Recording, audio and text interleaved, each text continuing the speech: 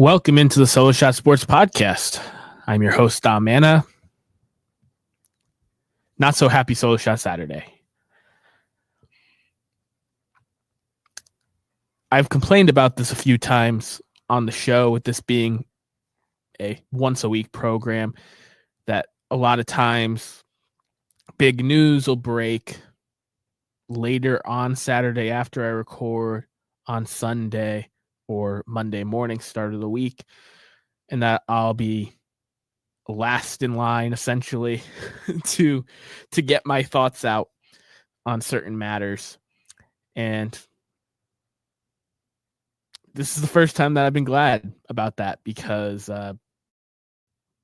when the news broke on June 16th, Father's Day, that the Red Sox were trading likely future Hall of Famer Rafael Devers to the San Francisco Giants in a salary dump move, the Giants taking all $254 million left on that contract for Kyle Harrison, Jordan Hicks, James Tibbs, and Jorge Bello. I was in a bad place. It was the most defeated I think I've ever been as a Boston sports fan. I've talked about this a little here and there, that I just celebrated my 26th birthday this week, and that right now I'm in the biggest window between World Series championships, being a Red Sox fan, since I started watching baseball. So I understand I'm spoiled. I wasn't part of the years of suffering during the curse of the Bambino. And while there's been low points, the chicken and beer in the locker room, the game 163, playoff failures, other players of note being traded, to me, that this is the worst it's been. And I'm gonna fully get into everything. I understand, it to rub salt in the wound, insult to injury, that I had to watch him in a Giants uni last night playing against the team that he should have spent his entire career with. But what happens in this series is very micro. It doesn't matter. 3 games in an 162 game season is relatively inconsequential. The reason this trade and the time that it came of really deflated me and defeated me as a Boston sports fan is because he was locked up long term. He had another 8.5 years on that contract. He was a top 10 hitter at the time in the sport, by far the best hitter in this lineup. The Red Sox were coming off 3 straight series wins, 5 in a row. 8 out of their last 10 games won. They had moved back into the playoff race, and they had done so with their pitching staff finally coming along to help the offense that, outside of Devers, had been relatively disappointing since May 1st. And you trade him then on Father's Day. You can see my lovely Boston City Connect cap here. Much like many other dads out there, I got a Rafael Devers City Connect jersey. This was obviously bought before the trade news, and I couldn't even open it and look at it. Had to just send it back, exchange it for a Crochet or someone else who's hopefully going to be here for a little bit longer. But you didn't have to trade him right now. And I understand in sport like baseball, it's hard to get a team to cover the entire contract on deals that are considered underwater. And I know Jeff Passan, who's one of the best, has said that many league executives considered it underwater because he's a DH now. If you look at the contracts that Vladimir Guerrero and Juan Soto just got, 500 and 800 essentially million guaranteed. Yes, you can definitely make the argument Soto is the better hitter. Is he worth, with his limited defensive ability and his likelihood to DH for a good chunk of that contract, is he worth over $500 million more than Devers is for the next 8 years? Is Vladimir Guerrero worth double what Rafael Devers is going to be worth for the next 8 years? I can't say that confidently. I think the Giants are happy to take every single dollar in that deal. And because it was a salary dump, if you read between the lines, not only did the Giants take all of that money that John Henry did not want to give out in the first place, John Henry gave Rafael Devers the biggest contract in Red Sox history because of public pressure, because they weren't able to extend Mookie, had to trade him, and then Bogarts got away. And Devers was the last core piece from the 2018 World Series title team. So got backed into a corner, waited till the bitter end, gave him the extension when Devers had the leverage. They could have gotten him for an even, I think the contract was reasonable. They could have gotten him for an even stronger bargain if they negotiated with him a couple years prior and they had Bogarts locked down. It would have been a much easier sell. I'm not going to pretend that Devers has not at fault here. David Ortiz, who's also a fellow Dominican and was a star here as a designated hitter, does work for the Red Sox, but he essentially said what everybody in the world knows, and is that it's corporate America. If you disrespect your bosses and aren't a team player, like, you're not going to necessarily last long. My problem isn't that they traded him. It's when and how they traded him. They trade him, like I said, coming off 3 straight series wins, 2 of them against the first place Yankees, where Devers shined. He's been a Yankee killer in his career. Only Manny Ramirez was faster to... It's just insane. You know the move is bad when the Astros and the Tigers and the Yankees and every other team that's trying in the American League is happy that guy's gone. They were only worried about shedding the salary. And again, you read between the lines, John Henry didn't want to give out that money originally. He has other interests. He just broke records giving out soccer contracts. So he was happy he has more money coming on the books over here in vertical A. Let's eliminate some money in vertical B. Now they're under the luxury tax threshold. I expect them to stay there, even though in the press conference they said they are going to continue to buy. It was the worst possible time to trade him. And I understand you had the opportunity to trade the entire contract, still get 2 decently upside pieces in Harrison and Tibbs, and a reliever who can throw over 100 miles per hour, who's locked up for when you eventually lose Chapman. It's not enough, and it significantly diminishes both the floor and the ceiling for the 2025 Red Sox, which were the first team in years to make me feel something in this city. They physically weren't trying before this offseason to put the best product on the field. And the game right after, Rafael Devers leaves. Roman Anthony hits his first big league homer. The Red Sox win 6 straight. They went on to win the series with the Mariners, and I can't even be that happy about it. It sucks that Roman Anthony now has to be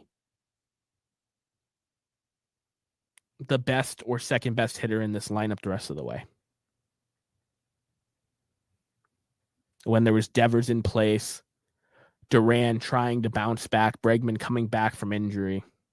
Roman Anthony had time to learn, lower in the lineup, and do his thing. And the Red Sox, though they beat the Mariners 2 out of 3 games, they were outscored, and they only had 9 hits in the series. This offense past Devers is questionable. Narvaez has given you way more than you could have expected to. Now, can he keep that up the whole season? I hope so, but it's hard to expect that out of a 26-year-old rookie.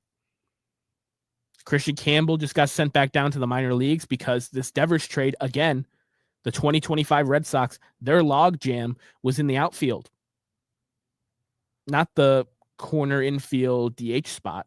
It was the outfield that had the log jam. So they still have to play chess. Wilyer Abreu's coming back up. Christian Campbell, who's been bad since the start of May, goes down.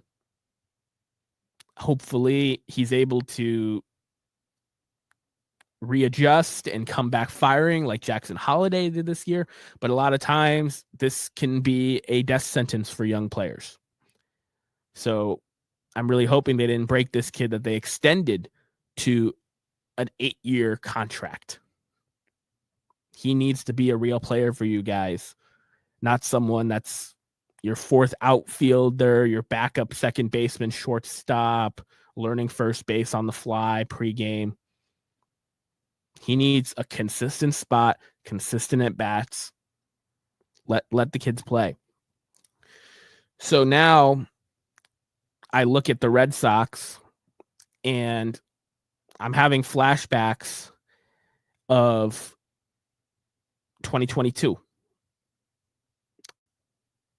The Red Sox had a playoff season. They came into 2022, the year before in 2021. In 2022, they came in with expectations. They had a core, but they had some expiring contracts on the books. And the only player they sold was Christian Vasquez. Granted, Christian Vasquez was traded straight up for Wilyer Abreu. I'd say that trade has aged very, very well. But you got almost nothing for Xander Bogaerts, for Nathan Eovaldi, for JD Martinez. You should have traded those guys back then. They had relievers they could have dealt. I don't care where the Red Sox are in the standings right now. This Rafael Devers trade does not make you a better team in 2025. And the only way you can replace that kind of production, because a guy that has 500 extra base hits halfway through his age 28 season for your team, over 200 homers, 25 wins above replacement, 1,100 hits, 663 runs scored, 696 RBIs as a Red Sox, a 129 OPS plus. His per 162 average is 33 home runs and 107 RBIs. Those guys don't grow on freaking trees, and you don't have someone outside of Roman Anthony that profiles as that kind of bat. Alex Bregman can opt out at the end of this year, and I'd consider trading him as well. If the Tigers or the Cubs, who are both in it and we're both interested in him, both have weak spots at third base, if you can get a real good player for Alex Bregman, I would do it. But more so, Chapman and Wilson, who have both been fantastic in the bullpen, they're on 1-year contracts. You got to trade him. You got to get pieces for him. Contenders will pay for those lefties out of the bullpen. 1,000%. Next, the outfield logjam.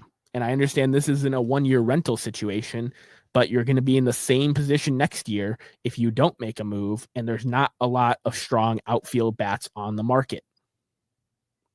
Cedric Mullins is one of the top outfield bats. Jarren Duran or Wilyer Abreu would be at the top of that list. The Padres were in talks about Devers. They've called about Duran. I would get back on the phone. I'd be willing to trade Duran and one of Hunter Dobbins, Tanner Houck, Cutter Crawford. One of these. We have a lot right now. There's Crochet. Bayo's locked up, so you kind of have to keep him. And then you have these controllable arms that are more so profiled as 4 and 5 starters. Richard Fitz, Hunter Dobbins, Tanner Houck, Cutter Crawford, and now Kyle Harrison, who they're not going to probably flip right away, but you could. I would trade one of those guys with Duran, try to get some of these really top prospects over from the Padres. They have the last 2 classes of international free agents, top guys.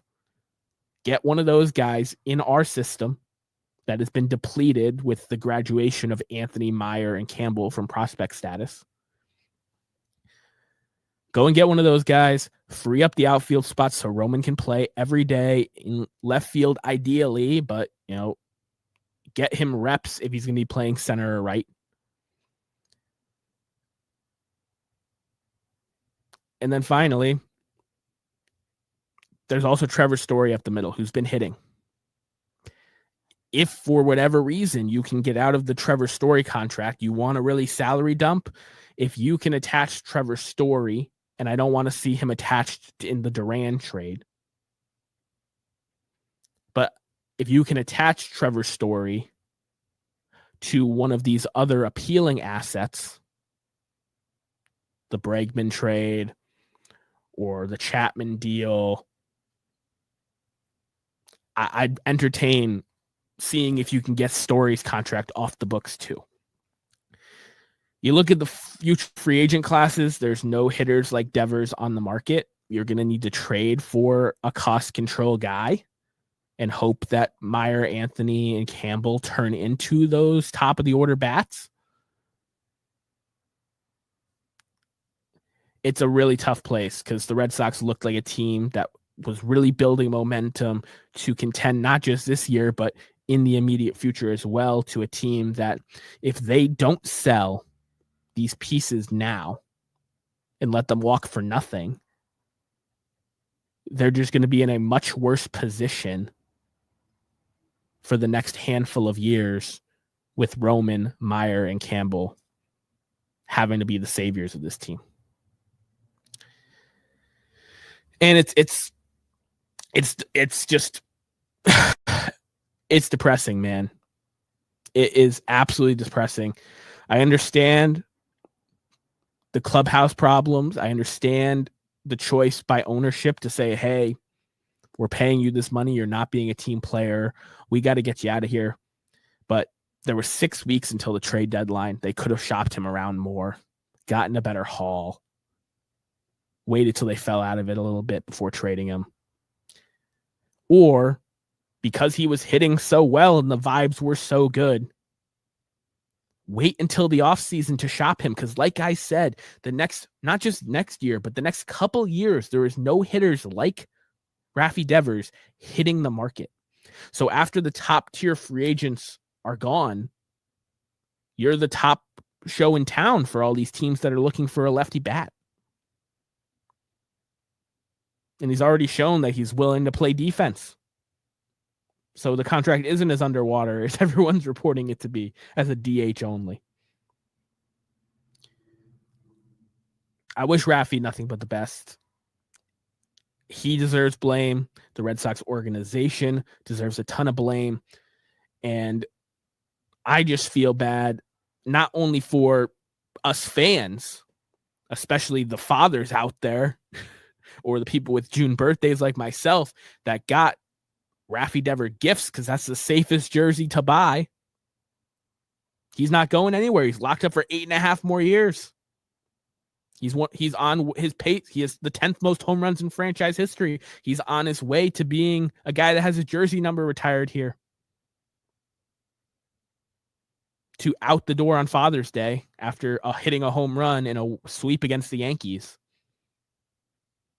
It just sends the wrong message, not just to the fan base, but to the players in that locker room. And although a lot of those players seem unbothered by the move, which makes me think that he was causing some form of rift in the locker room, it wasn't affecting the play on the field yet. They were really starting to get into a swing of things. Abraham Toro and Romy Gonzalez have been a great platoon at first base. There was no pressure on Devers to play first because of their performances. Devers was the best hitter on the team and a top 10 hitter in the sport. He was going to start the All-Star game at DH. And you ship him out at the wrong time for a pitcher in Kyle Harrison who, has the prospect pedigree, but outside of the fastball does not have an arsenal of pitches that gets swing and misses and makes him a complete frontline guy. Yeah, he throws left-handed, and if you're left-handed and have a pulse, you can pitch in the big leagues, is John Smoltz's famous line. To me, if Kyle Harrison can't prove himself to be a 2 or a 3, the trade's toast. Hicks was salary relief for the Giants more than it was for a piece for us, but I'll take the guy that can throw nasty in the bullpen. He's hurt right now.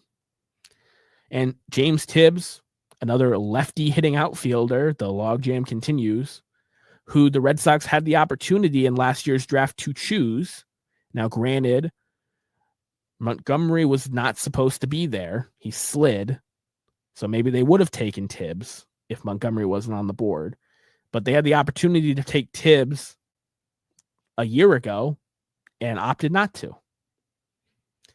He's got potential. He's played a little first base in the minors. Maybe they look at him as the first baseman of the future. Maybe they look at him as a trade piece. I think you just need as many assets as possible. You need to replenish this farm system. And I don't care if guys like Bregman and Story are positive in that locker room. If you can get out from under those contracts and set yourself up in a position where you can get another $30-40 million star bat in this lineup for the long haul for the next 5-10 years, you have to set yourself up to do that now. Because if Bregman opts out, Chapman and Wilson leave in free agency, Story falls back to a below average hitter, the 2026 and 2027 Red Sox are going to have not a lot of hope. Trade for arms, trade for prospects. You have a bunch of like guys that I said profile as 4s and 5s in a rotation. It's good to have that depth. But if you can attach one of those controllable arms in a deal to get a better pitcher, I'd do that all day. And I hope that the Red Sox are in the Dylan Cease or Michael King market next offseason. But I can't guarantee it because the Red Sox are shedding money in this deal to get below the luxury tax. I don't think that they're going to want to get right back above it. But if you can move Bregman's money off the books, Story's money off the books, Chapman's money off the books, you can add a Cease or a King to this rotation very easily. I appreciate you guys for listening to my TED Talk. I know a lot of this stuff was covered by a ton of different media things because this was a world-breaking trade that kind of took the world by storm, especially here on the Northeast. I'm not abandoning ship like a lot of fair weather Red Sox fans are. But this hurts, man. This really hurts. It changes the trajectory, not just of this season, but of the immediate future. And potentially, depending on how things shake out decision-wise with contracts and player development, the entirety of the Devers contract, the next 8 years of Red Sox baseball could be changed. So it's really hard to see this as a win for the Red Sox right now without any corresponding moves. But if they can do some of the things that I listed, I know they're not going to do it all. They're saying they're going to buy. If they can do some of what I said, it'll set them up to potentially come out of this in a better spot. But on the Giants side, I was shocked they didn't throw money at Pete Alonso because they've been needing a power hitter for decades now. The last 30 home run Giant was Barry Bonds in 2007. Rafi Devers, if you look at the metrics, you're just like, well, he's around a 30 home run hitter in Boston. It's harder to hit home runs in San Francisco. Per the stats under the hood, he would be closer to a 40 home run guy in San Francisco with McCovey Cove.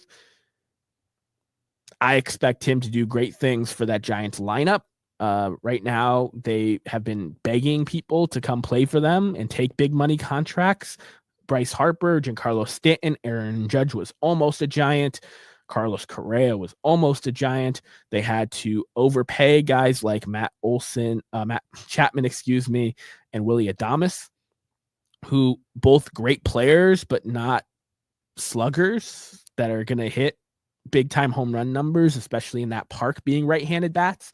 But a left-handed power bat, as we saw with Barry Bonds, can do quite well there. And he clearly is the missing piece for them. They're right there right now with the Dodgers in the NL West. And when you're in striking distance of the Dodgers, you already have a good team. You have one of the best pitching staffs in baseball with Logan Webb at the helm. Making a move like this is serious. And Buster Posey has done a great job of being tactical and being aggressive since becoming the president of baseball operations over there. He is doing everything he can to win a championship as the executive before his name is up on the Hall of Fame ballot in a couple of years, because of the rules for the Hall of Fame encompassing your entire baseball career. They will have to put that into consideration as well on top of his amazing catching career. And Rafi Devers, he looks happier than he was in Boston. There clearly was issues in the clubhouse and with communication. But Devers is going to post. He's not going to miss a lot of games. He's going to hit. His first game as a Giant, he had an RBI double. The Giants got to win here. They capitalized on a situation that was self-imposed by the Red Sox, and then it escalated by the player, and they capitalized on the fact that the Red Sox wanted this to be quiet. They wanted this to be quick, and they just wanted the money off the books. I don't think they called many teams. There are reports that they talked to the Braves, they talked to the Padres, they talked to the Mets, and they talked to the Blue Jays as well. Now, the Mets reportedly were only willing to do the trade if the Red Sox ate some of the money, and that mixed things up.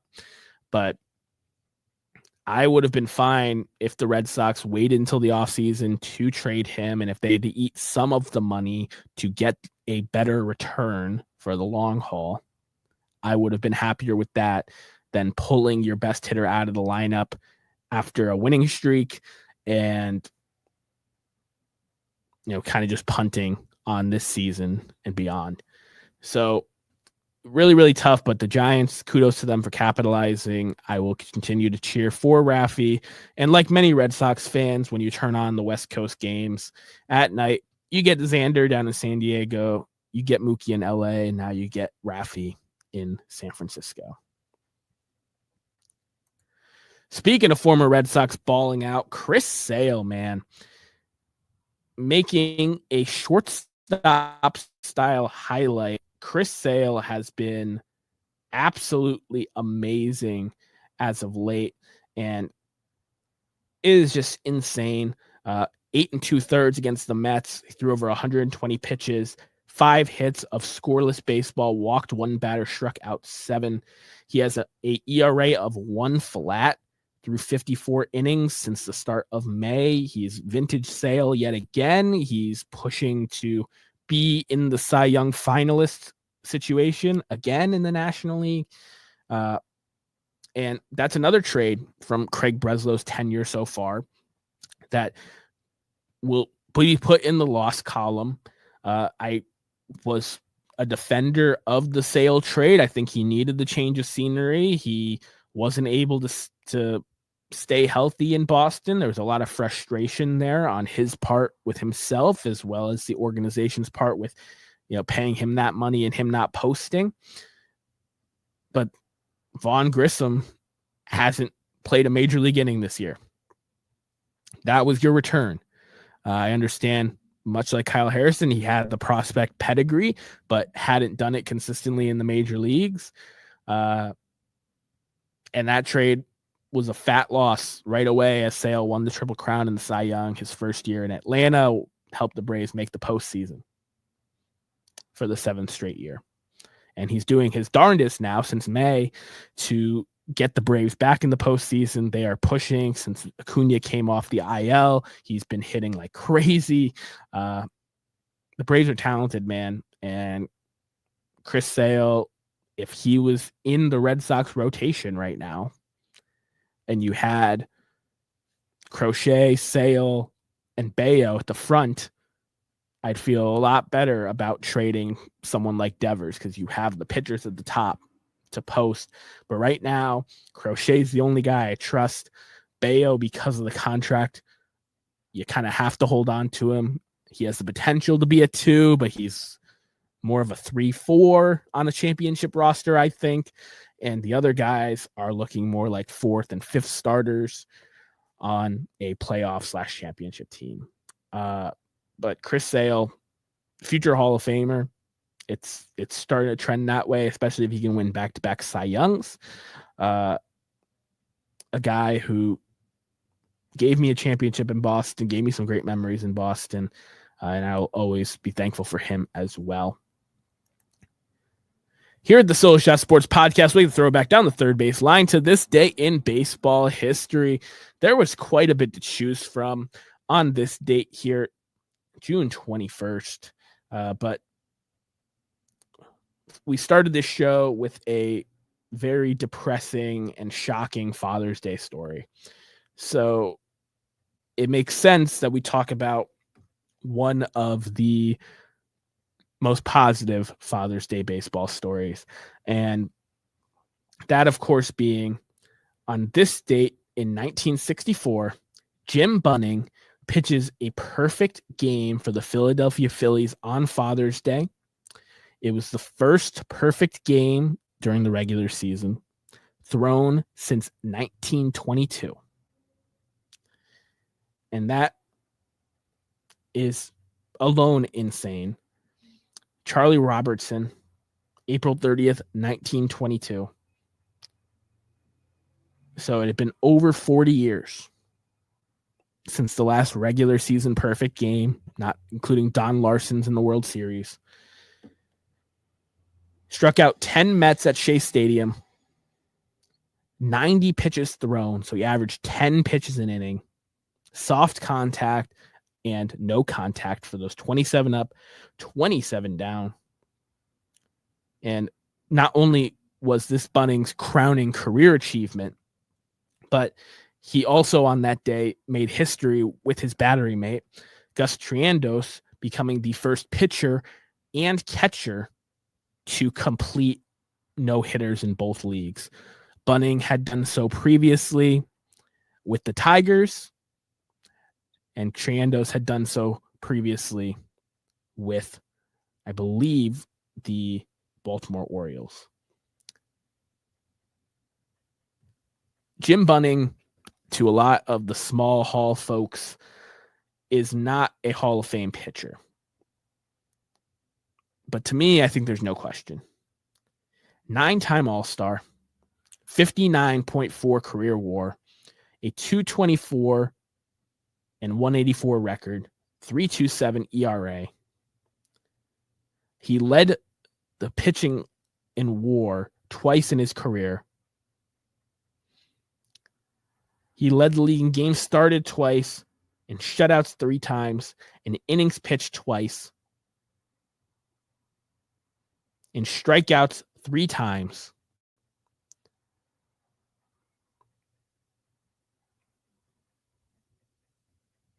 It had a career ERA plus of 115. He finished second in Cy Young voting in 1967.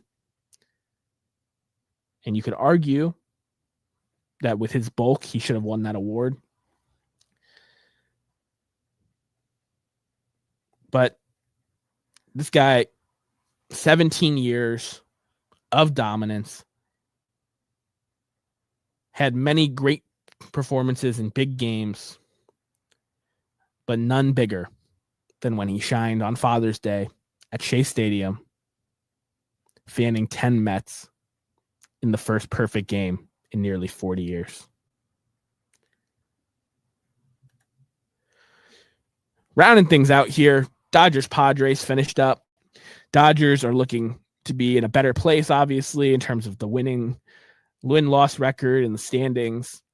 But the Dodgers-Padres feud has become the most electric must-see baseball in the last probably 6-7 years. Red Sox, Yankees, obviously, close to my heart. And in the history of the sport, it's probably its biggest rivalry. But in this modern era, especially with the Red Sox having this streak now of doing moves that are financially motivated instead of trying to win, I think what the Padres and Dodgers have done over the last 5 to 7 years, they've overtaken the top rivalry in the sport. When they met in the postseason last year, it was better than the World Series. These teams truly hate each other. These fan bases truly hate each other, and they totally duke it out. It's a team that is not afraid to stand up to the big blue Dodgers. And there's a lot to respect in that. There's a lot of Bush League that comes with stuff like that as well, with snippy play. But I totally respect it and think that whenever that's on the calendar, that should probably be the game that you tune into. Not just from the star power perspective, but just something's going to happen in those series. I appreciate each and every one of you for spending your Solo Shot Saturday with me. If you enjoyed the show, make sure that you give the video a like and subscribe on YouTube if you haven't already. Give the show a review over on Apple Podcasts or Spotify if you're an audio-only listener. And follow me over on Twitter at DominicMana44. I'll see you guys next Solo Shot Saturday. Take care.